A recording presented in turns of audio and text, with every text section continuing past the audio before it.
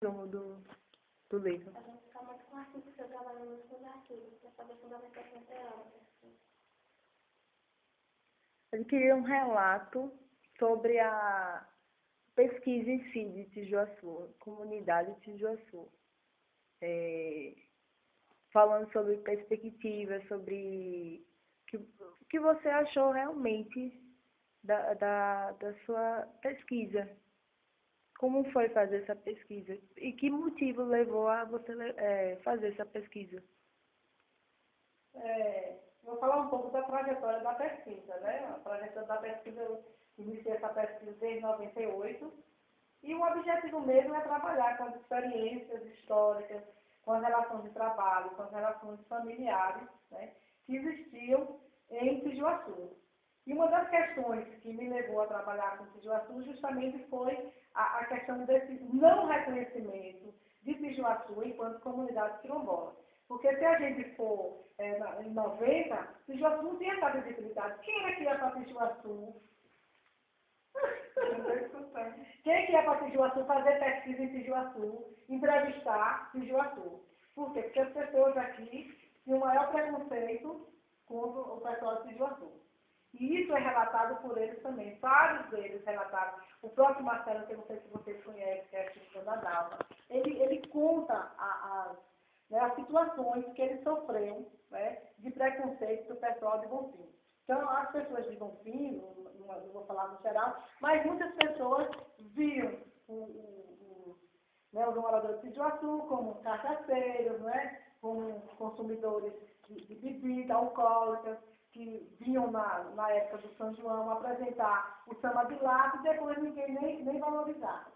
Então, era dessa forma. Quando vem todo esse movimento que acontece em 90, que tem início desde a década de 70, com o movimento negro, em 1988, com a nova Constituição, e aí, nessa nova Constituição, abre um artigo, né, o artigo 68, do ato das disposições transitórias, que cria a possibilidade de que as pessoas que estão morando em comunidades que sejam reconhecidas enquanto comunidade quilombola, essas pessoas deveriam ter direito a essas terras.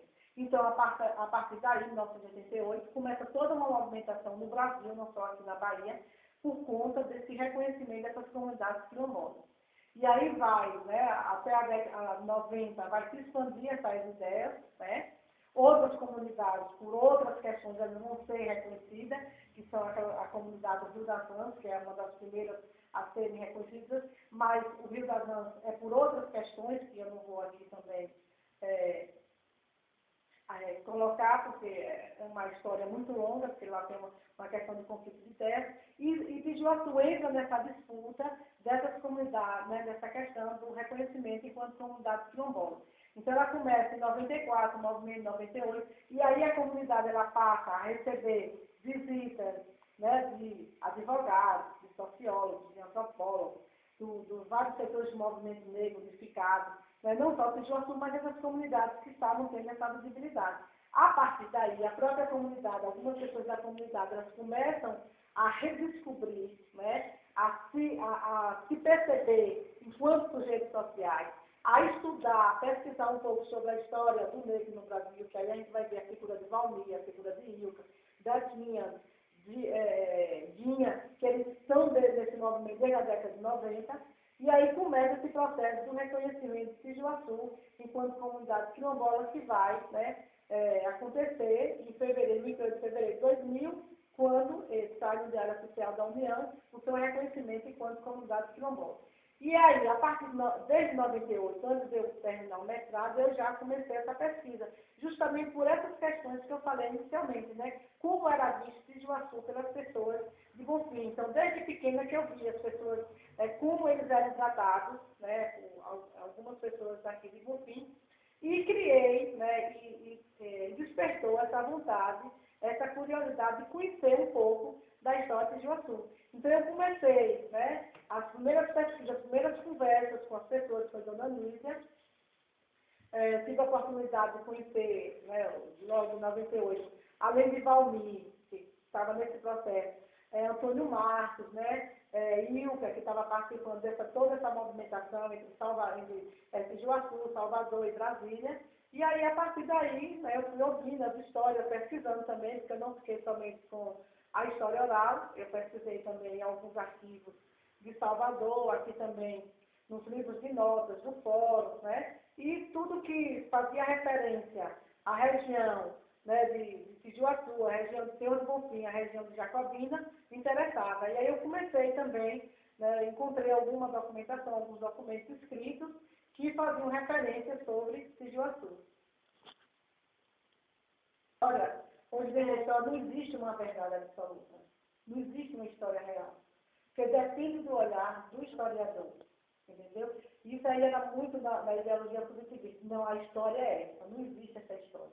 Então, a história que é contada por eles é essa história da Marinha Rodrigues, que desde o século XIX, né, ela passou a viver em Tijuaçu.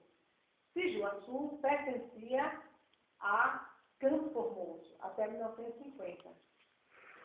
E Campo Formoso, anterior ao final do século XIX, pertencia à comarca de Jacobina.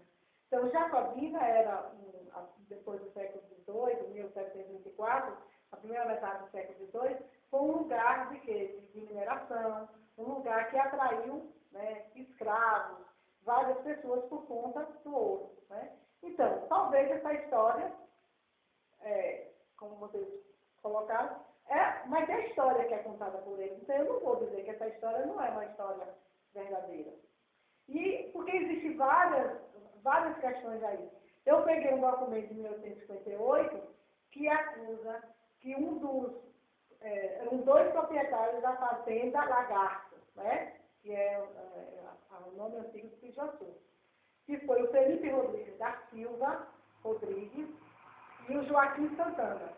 Então, se a gente for analisar, isso eu coloco até no livro, os nomes comuns lá, Rodrigues e Santana, e que era muito comum na época da escravidão, né, no sistema escravista, os escravos adotarem o sobrenome dos seus senhores, os seus antigos senhores. Então, o que leva a que essas pessoas eram os antigos proprietários dessa fazenda. E outro documento que eu peguei em 1878 é que a fazenda Lagarto pertencia à família Umbuzeiro Angelim, que em 1888 eles empenham parte dessas terras, que eram bem extensas.